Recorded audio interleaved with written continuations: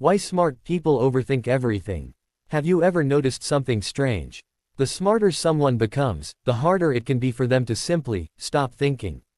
They replay conversations. They analyze tiny decisions. They imagine what could go wrong. And sometimes, they can turn a simple question into 100 possible answers.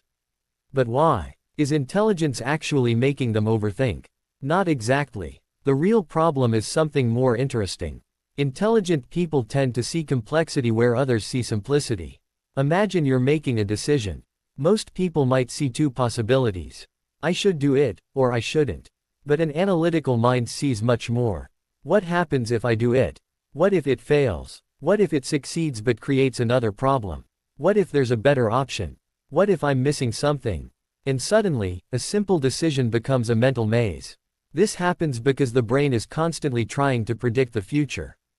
The more possibilities you can imagine, the more possibilities you have to evaluate. And that's where intelligence can become a trap. Because thinking is useful when it helps you reach a conclusion. But when every answer creates another question, thinking turns into overthinking. There's another reason. Smart people often know that they can be wrong. They understand that their first answer isn't necessarily the correct one.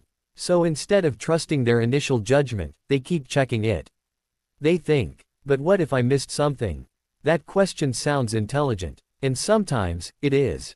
But repeated endlessly, it becomes exhausting. There's also something deeper happening.